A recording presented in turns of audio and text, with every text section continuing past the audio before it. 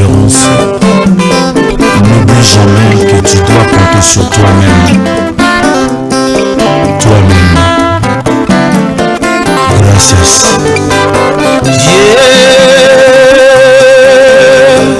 Yeah, yeah, yeah, yeah, yeah, yeah. Ah, ngai nde ya mama.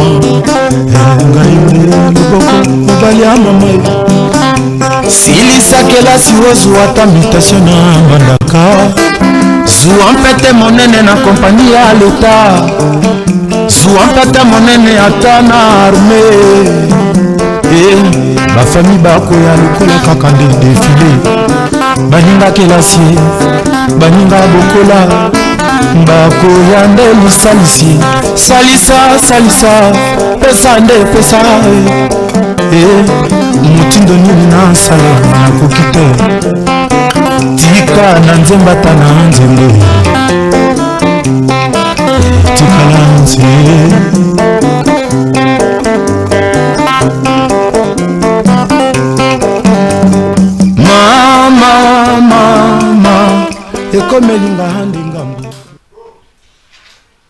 Madame, Monsieur, merci de nous choisir. Merci de vous positionner effectivement sur la fréquence de la paix à ce jour. Pour le compte de votre rubrique, cette rubrique qui passe exactement sur Amani Télévision, elle passe dans l'objectif d'apporter certaines lumières sur autant de questions. Cette rubrique conçue par la direction de programme de la fréquence de la paix. Nous réitérons nos remerciements à l'ensemble de l'équipe qui travaille dans l'ombre pour que finalement vous puissiez nous retrouver, vous puissiez nous écouter, pour vous qui êtes avec nous à la radio, la plus belle de manière. Merci à la réalisation de ce jour, signée par Jiren Siav. Merci à Vieux Chinois qui nous a programmé du côté radio. Merci à la grande équipe, madame, monsieur. Dans l'ensemble, nous vous souhaitons la bienvenue dans ce programme. Comme vous le savez bien, en République démocratique du Congo, l'on observe cette agression rwandaise dénoncée ici par le chef de l'État congolais, Félix Tshisekedi, qu'il a dit lors de son adresse à la nation. Il a invité la jeunesse, n'est-ce pas, à mettre de côté d'abord les divergences qui nous divisent pour que finalement nous puissions nous battre pour l'intérêt suprême de notre pays, la RDC. Il y a également beaucoup de questions. On ne parle pas seulement de la guerre en République démocratique du Congo, on parle aussi, n'est-ce pas, des élections générales prévues pour, disons, en 2023. L'on parle de la tenue des élections, d'abord la présidentielle, la législative nationale et provinciale. On parle, madame, monsieur, cette fièvre-là aujourd'hui qui domine le pourparler dans notre pays. Quel est le rôle que joue exactement la femme, bien sûr, dans l'ensemble, dans notre pays, sous l'avènement de Félix Tshisekedi à la tête du pays? Est-ce que le genre féminin est-il pris en considération? Quel est le rôle que joue exactement la femme dans la politique congolaise? Pour en parler ou pour répondre à toutes ces questions, je suis en direct sur ce plateau pour vous qui êtes avec moi, bien sûr à la télévision, mais également vous qui me suivez seulement à la radio. Sachez que dans notre studio, je suis accompagné d'une dame forte, une dame de fer, femme dynamique. Elle est coordonnatrice du réseau africain de femmes pour le développement durable, on appelle REFAD, en cycle bien sûr. Madame Irène Koulou qui est avec moi, bonsoir, bonjour, bon après-midi, bienvenue. Bonsoir Enoch, merci beaucoup de passer. Voilà, je vous espère bien portante. Alors, la question que j'ai envie de vous poser, parce que vous êtes reçus ici à Amani Radio et Télévision, pour parler aujourd'hui de la femme, pour porter si haut la voix de la femme, en tout cas, de façon générale, la femme de la République démocratique du Congo et de façon particulière, ici, la femme de Lubudi, la femme de Fungourou. Mais Madame Irène, dites-nous d'abord comment se porte la santé de cette dame aujourd'hui, de cette femme dans le Lubudi. Est-ce que du jour au lendemain ça évolue, ça ne va pas? En fait, on ne peut pas dire à 100% que tout va bien, mais je pense que nous sommes en train de nous battre. La femme est en train de chercher par tous les moyens à relever la tête. On va vous faire comprendre cela dans la suite de l'émission, mais je pense que dans l'ensemble, nous n'allons pas trop bien, mais nous allons quand même bien. Oui, vous tenez, hein, à pas de tortue quand même. On espère que vous allez arriver. Alors, Madame Irène, vous n'êtes pas seulement coordonnatrice de REFAD, comme je l'ai dit, le réseau de femmes africaines, n'est-ce pas, les réseaux, pardon, africains de femmes pour le développement durable, REFAD, mais aussi vous êtes femme de médias, d'ailleurs vous êtes journaliste, présentatrice ici à Amani, radio et télévision de l'émission Saouti Yamama, voilà, qui manque beaucoup à toutes ces personnes, et aussi vous êtes enseignante. Comment parvenez-vous d'abord à vous gérer, à vous situer, n'est-ce pas, gérer votre emploi du temps eu égard à toutes les occupations que vous avez, coordonnatrice, journaliste, enseignante et tout directement. Tout ça, ça vous tombe dessus et comment vous réagissez? En fait, nous sommes des gens qu'on appelle les femmes à mille bras. Femmes C'est-à-dire que nous ne pouvons pas faire quelque chose, être un peu comme des distraits, monoïdéistes, focaliser seulement à une seule chose. Tout ce que je fais touche le développement. Tout ce que je fais touche la communauté. Oui. Donc j'ai un temps où je focalise mon attention sur l'enseignement, la pédagogie. Et il y a des moments où si je me consacre aux ONG, ce n'est pas à tout moment que je suis dans les ONG, c'est-à-dire du matin au soir. Je sais quand même balancer. J'ai des personnes avec qui je travaille et dans la synergie, j'arrive quand même à faire quelque chose. Donc il y a quand même une certaine organisation, n'est-ce pas, par rapport au temps, hein, parce que le tout repose sur le temps. Le temps, c'est le facteur principal. Voilà, merci. Alors, parce que vous êtes coordonnatrice de REFAD, dites-nous d'abord, vous êtes apolitique ou bien vous êtes aussi politique? La REFAD, c'est une association apolitique. Oui.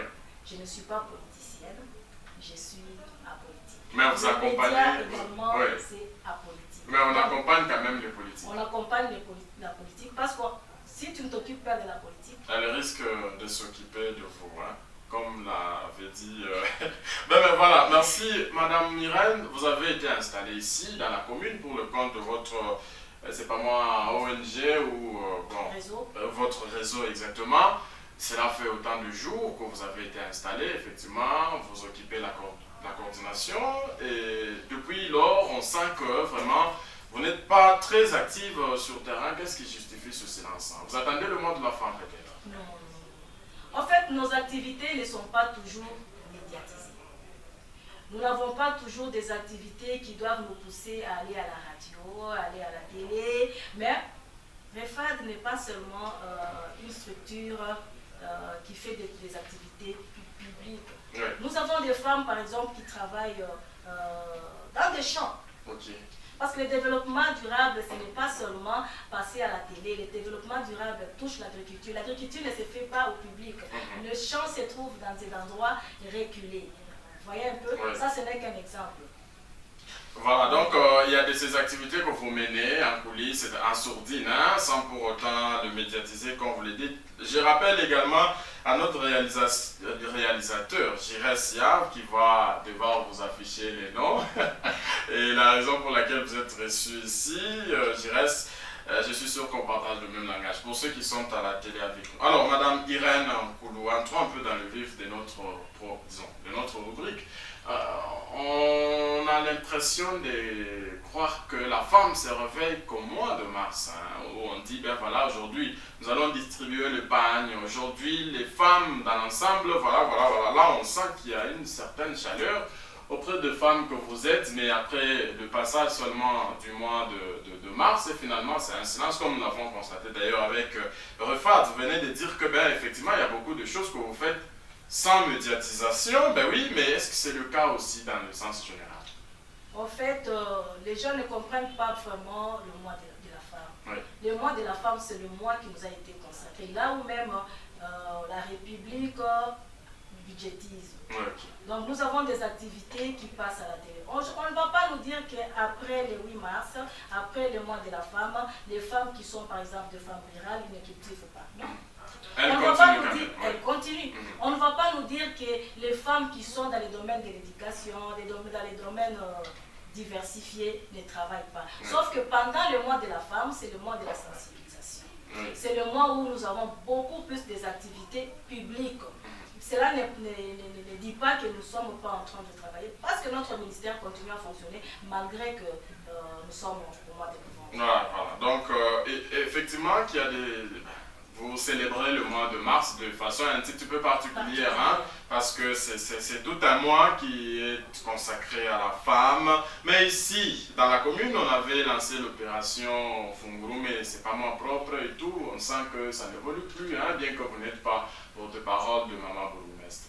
En fait, Funguru mais propre, c'était, je crois, par rapport au mois de la femme. Nous avons eu des activités à faire pendant ces mois-là pour la propriété. Fungurume a aussi des services d'environnement qui fonctionnent, qui devaient aussi peut-être continuer l'action. Si les mamans ont mis la main dans la pâte, ça ne signifie pas que c'est devenu une activité exclusive et propre seulement pour les mamans, non. Parce que le maman, la propriété, c'est l'affaire des mamans. Vous allez constater ça même dans des maisons. Nous continuons à faire notre activité, sauf que nous ne sommes pas exclusifs dans la propriété de la commune. Oui. Voilà, donc vous voulez nous faire croire que tout marche quand même. Bien que nous ne sommes pas au mois de mars, effectivement, les activités qui ont été lancées, ça évolue et rien ne s'est arrêté jusqu'ici, ça évolue. En fait, nous représentons les réseaux. Le réseau a des associations. Les associations, ce n'est pas toutes les associations qui sont en bonne santé au même niveau. Il y a des associations qui ont des petits problèmes. Il y a des associations aussi qui n'ont pas de problème. Donc, dans l'ensemble, la femme essaye quand même de se rechercher. Elle essaye quand même de faire de son mieux. Cela n'empêche que nous puissions aussi demander que l'homme que nous appelons notre partenaire incontournable, en tout cas le plus privilégié. Hein. Voilà, l'homme, le partenaire incontournable, vous l'avez dit. Alors, Madame Irène, nous avons, bien sûr, on parle bien sûr de la politique, bien que vous êtes apolitique, nous n'allons pas trop nous appesantir seulement sur votre réseau, votre association, mais la question que moi j'ai envie de vous poser, est de savoir quel est aujourd'hui qu'est-ce qui peut être constitué pour vous un motif de satisfaction sous Félix Tshisekedi? Est-ce que la voix de la femme, elle est écoutée? En fait, la voix de la femme, elle est écoutée, c'est un peu difficile d'affirmer totalement. Je pense quand même que nous avons des gouverneurs, nous avons des vice-gouverneurs, nous sommes... Quand vous parlez des gouverneurs, vous faites allusion à la province de Tanganyika, Olomami, Chopo, probablement, même ici au Lualaba. Ici même à Fungurume, nous avons maman vice-bourgmestre. Cela n'empêche que nous puissions avoir aussi des ambitions, parce que si on essaie d'entrer aussi en profondeur un peu au niveau communal, nous allons constater que nous n'avons qu'une seule femme comme chef de service. Ce qui ne nous enchante pas vraiment, parce qu'elle occupe aussi seulement le genre. Quelque part, on s'est dit, bon, s'il n'y avait pas le genre, est-ce qu'on allait avoir quelqu'un? Mais n'est-ce pas, on s'est dit que la femme peut bien gérer les questions qui touchent directement à la famille, et ben voilà, on lui donne ce service-là, au lieu que l'on prenne par exemple le service de l'économie, que l'on donne ça à une femme. Vous voyez, avec les femmes, c'est toujours compliqué par moment. C'est ça ce qui nous met un peu mal à l'aise, parce que nous, on n'aimerait pas limiter notre tête au niveau de la féminité. Nous avons des atouts, nous avons des femmes qui peuvent faire l'économie, nous avons des femmes qui peuvent aller vers l'agriculture, nous avons des femmes qui peuvent aller au niveau même de la santé et autres. On aimerait qu'on ne puisse pas seulement nous limiter au niveau du genre. C'est aussi les plaidoyers que vous formulez. Oui, en quelque sorte. On ne se limite pas seulement au niveau du genre, qu'on puisse un peu aller au-delà. C'est comme ça que je dirais aussi à vous, Enoch, en tant que notre chef d'Amani, nous n'avons pas seulement besoin d'avoir des émissions du type Mama, Saouti ya Mama seulement, Mama Mtoto. Donc nous avons besoin aussi d'avoir des émissions telles que la culture et le développement. Présentées par une dame. Présentées par une dame. Pourquoi pas les journaux? Voilà. C'est un peu ça. Ça c'est fait. Et déjà, je prends bonne note. J'en tiendrai compte dans mon administration. Merci, Madame Irène. Maintenant, dites-nous, vous avez relevé que c'est vrai, la femme écoutée, oui, mais c'est difficile de l'affirmer parce que quelque chose s'est fait, mais beaucoup reste à faire. Maintenant, quel est l'apport de cette femme-là dans la politique congolaise aujourd'hui, quand vous voyez la façon dont les choses évoluent dans notre pays? Est-ce que vous, en tant que femme, en tête, vous vous imaginez, vous dites même finalement, nous aussi, nous pouvons mener tel combat à tel niveau, par exemple? En En fait, les combats, nous l'amenons parce que nous avons des problèmes assez sérieux à notre niveau. Les femmes, en général, ne s'intéressent pas à la politique. Ouais. Elles aiment bien quand il y a un opérateur politique qui vient, il faut aller étaler l'épargne, danser dans les associations et tout. C'est une façon que l'homme utilise pour essayer un peu de... Mais la femme peut se révolter, hein. Elle peut se révolter et dire non, je ne peux pas. Elle peut se révolter, mais dans notre façon de voir les choses, nous voulons bien aller avec des plaidoyers. On préfère aller avec des processus de paix que d'aller avec des troubles, des marches, des casses. Mais dans l'ensemble, la femme n'est pas vraiment trop impliquée dans la politique. C'est comme ça que moi je dirais que les femmes qui sentent qu'ils ont la mission, qui ne se fassent pas complexer, qui ne se mettent pas dans la position de se renfermer. Il est vrai que quand vous entrez dans un parti politique, vous n'êtes pas directement coopté dans des postes de direction, des décisions, mais quand même il faut se battre. Parce que si on n'arrive pas à avoir de femmes dynamiques au niveau de la politique, des partis politiques, il nous sera difficile d'accéder à l'Assemblée. Par exemple, oui. Donc, mais maintenant, en quelque sorte, d'abord vous êtes déjà dans une association qui vous oblige de rester loin de la politique. Comment vous allez mener ce combat-là? Comment vous serez écouté? Parce que vous n'êtes pas représenté sur le plan politique. Donc, je dirais que je suis écoutée à mon niveau. Parce que vous, en tant que journaliste, vous êtes en politique, je pense que vous êtes écouté et beaucoup plus écouté. Merci. Les femmes qui sont dans la politique, voilà. Notre rôle, c'est d'essayer de les booster, essayer de les encourager, essayer de donner, même pas s'il faut financer, on peut le financer de manière à ce qu'ils puissent aussi aller de l'avant, afin que nous puissions nous retrouver. Madame Irène, faisons un tout petit peu un pas en arrière. Quel est le rôle, quel est ce vent nouveau qu'aujourd'hui votre association, le REFAD, apporte dans la commune ou a apporté dans la commune, parce que nous avons connu autant de fondations. Vous, personnellement, avec votre réseau africain de femmes pour le développement durable, on parle de développement, vous vous situez à quel niveau exactement? En tout cas, ce qu'on peut dire que nous ne sommes pas comme des fondations. Parce que la plupart des fondations, souvent, ce sont des politiciennes qui sont derrière. D'abord, quelqu'un se cache, écoutez, avec non, vous voyez, c'est la fondation et après, ça devient une base électorale. Ce que nous avons fait de plus important, c'est la synergie des femmes. Depuis que REFAD est là, REFAD travaille avec RENAFER, il travaille avec FIFED. Nous avons quand même réussi à réunir les associations. Et avec ça, nous pouvons avoir une vision d'ensemble sur ce que la commune peut faire pour nous, dans quel domaine on peut être participatif. Ça, je crois que c'est déjà quelque chose. Avec les associations, nous pourrons atteindre beaucoup, voire même couvrir. Vous avez relevé l'aspect selon lequel, dans la commune, c'est vrai, vous, en tant que femme, hein, vous vous réjouissez seulement de 2 postes, c'est faut le dire. Il y a, disons, le poste qui est occupé par maman bourgmestre, bien sûr, et il y a également ce poste-là du service du genre femme, famille et enfants. À ce niveau-là, est-ce que d'abord ici dans la commune, par moment, les femmes sont-elles associées dans plusieurs activités, dans des prises de décisions, par exemple? Bon, en fait, c'est ça notre lutte. À la commune, il y a de femmes, mais ils n'occupent pas des postes de décision. Quand on regarde les postes de décision, on ne voit pas beaucoup. Donc la femme est là seulement pour embellir? Non, pas pour embellir, parce qu'on ne peut pas dire que maman bourgmestre est embellie. Non, elle travaille, elle est sur le terrain.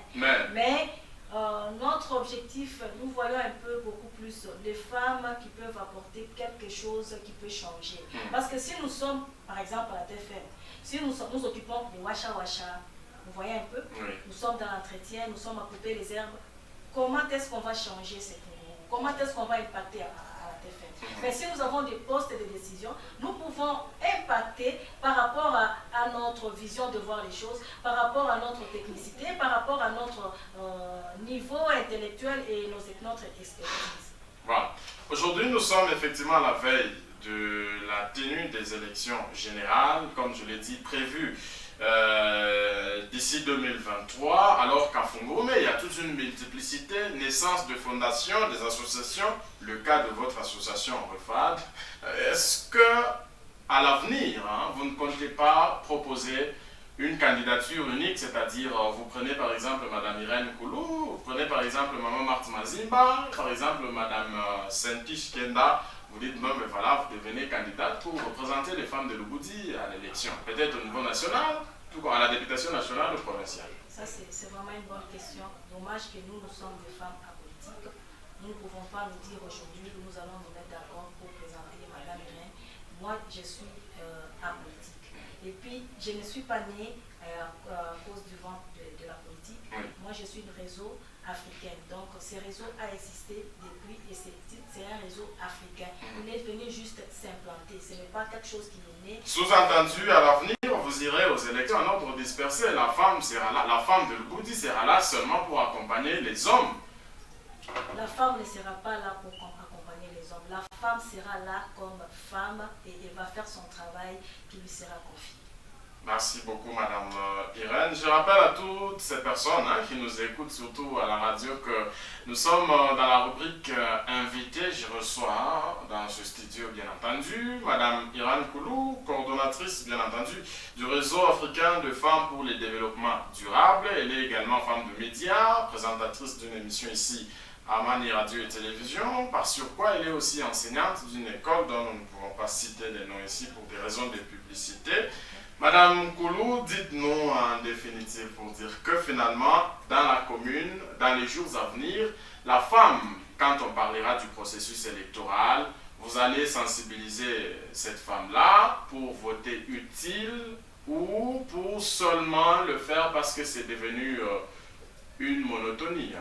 En fait, la vision est en train de changer petit à petit. Avant, on disait toujours, on avait tendance à dire 50-50, c'est-à-dire quand il y a 10 personnes, Oui. 5 hommes, 5 femmes. Mais je pense qu'on ne doit pas se limiter à ça.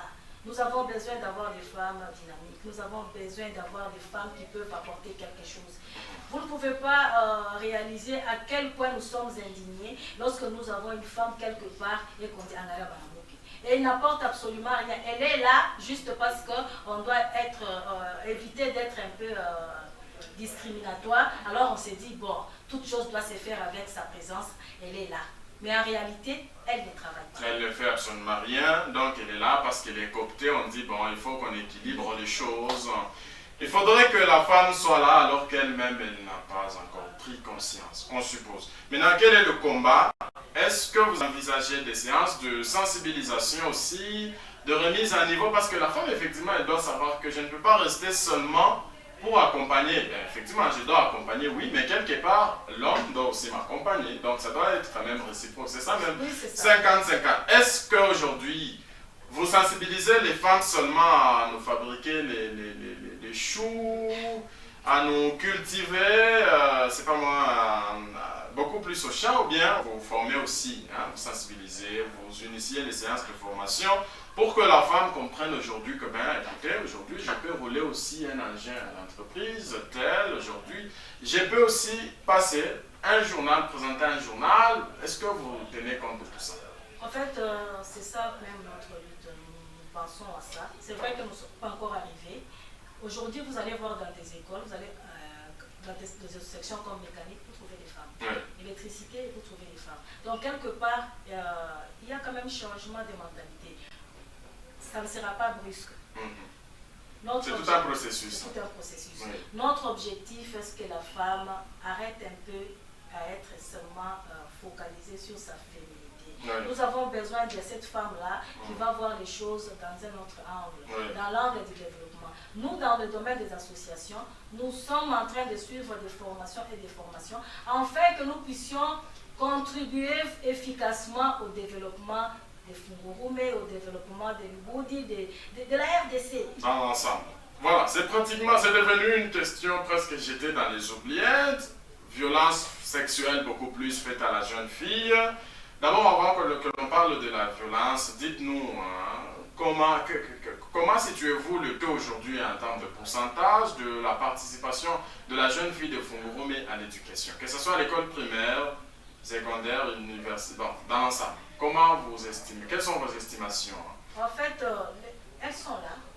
Surtout avec ce qui s'est passé, les projets réalisent, de payer les frais des jeunes filles, même quand ils n'avaient pas de moyens, Oui. jusqu'au niveau, je crois, de la 7e, les filles sont quand même allées à l'école.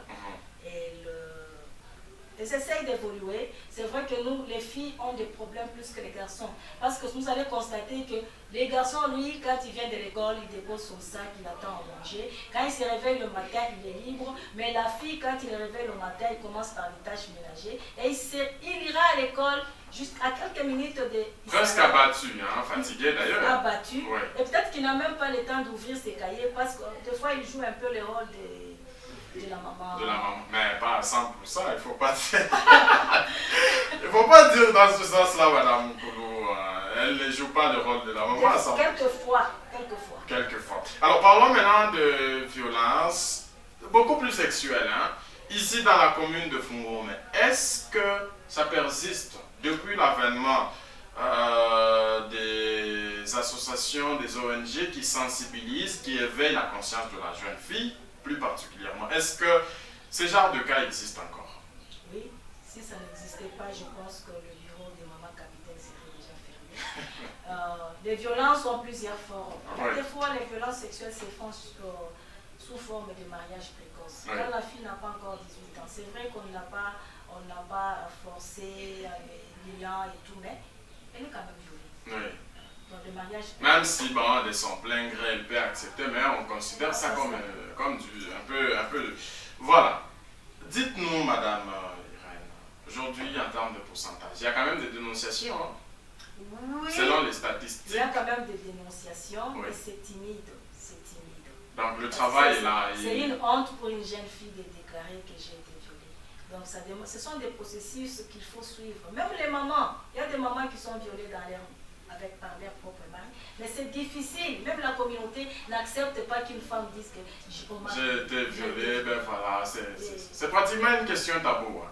Vraiment. Et comment est-ce que vous en tant que femme leader déjà, comment est-ce que vous vous prenez devant ce genre de cas? Est-ce que vous envisagez des séminaires, organiser quelque chose ici dans la commune ou bien... Il y a d'abord le réseau de protection de l'enfant qui fonctionne. Oui. Il y a maman Marthe qui chapeaute. Okay. Maman Marthe Mazimba. Oui, oui. Voilà. Nous appelons ça regrouper. Il y a des systèmes de référencement, c'est-à-dire quand tu trouves un cas, tu appelles celui-ci, tu amènes là-bas. Nous avons notre façon de travailler et nous faisons un peu l'accompagnement des cas jusqu'à ce que le cas puisse trouver. Merci. La dernière question, Maman Irène. La dernière question est de savoir, selon la gestion de la commune, est-ce que vous pensez que quelque part ça n'a pas marché et si la femme était là, on aurait mieux fait? La femme est là, mais elle n'est pas là comme on aurait souhaité. Oui. Essayons quand même de voir et de tenter, parce qu'on ne peut pas dire d'emblée que si elle était là, on allait faire plus. Mais nous pensons qu'il y a des dossiers, il y a des situations que nous, femmes, nous pouvons mieux gérer. Et pour ça, on demanderait à ce qu'on puisse quand même être intéressé, attiré ou impliqué. On peut se dire qu'il y a peut-être des réunions qui peuvent demander à ce que la femme puisse donner son point de vue. Si nous ne sommes pas là, cette page-là, je ne sais pas qui parle à notre place. Finalement, elle reste vide. Voilà. Merci, Madame, Messieurs, à vous qui nous avez suivis. Je sais que vous étiez nombreux, hein, parce que vous avez toujours été nombreux à prendre rendez-vous avec votre fréquence. Merci à toutes ces personnes qui nous ont suivis du côté radio. Vous souhaitez également participer dans ce programme, comme l'a fait cette dame d'ailleurs qui fait l'exception. Pour la première fois, on reçoit une dame qui vient parler au nom de dames, au nom des femmes. Hein. Vraiment. Vous souhaitez passer aussi, parce que ce programme ne concerne pas seulement les femmes, hein. On reçoit presque tout le monde, mais il faut avoir de la matière. Hein. Donc nous sommes au 097 358 79, 097 358 79. Vous entrez avec nous en contact. à ce numéro-là. Nous allons vous programmer par la mesure du possible. Merci à l'ensemble de l'équipe qui a concouru à l'élaboration de ce programme. Merci à Jires Yav, vieux chinois qui nous a programmé à la radio. Madame, Monsieur, on vous retrouve dans les tout prochains jours avec beaucoup de bonheur, beaucoup de plaisir, si Dieu nous prête vie. J'ai recevé pour le compte de cette rubrique Madame Irène Koulou. Elle est coordonnatrice du réseau africain de femmes pour le développement durable. Elle est femme de médias, elle est également enseignante. Madame Irène, merci d'avoir répondu à notre invitation. Merci beaucoup, Enoch. On vous retrouve. Ce n'est pas la dernière fois. Ce n'est pas la dernière fois. C'est plutôt une première fois, oui, mais pas la dernière fois. Madame, Monsieur, on vous retrouve très prochainement. Merci de nous faire confiance. Votre façon de nous regarder, de nous écouter, nous pousse toujours à l'excellence. Restez avec nous.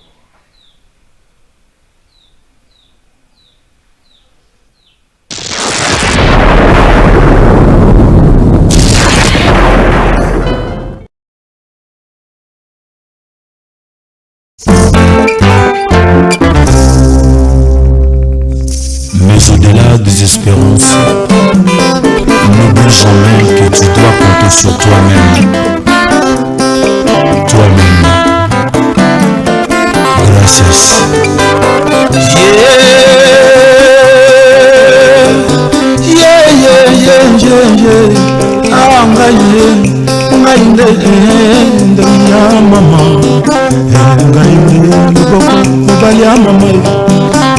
Silisakela siwo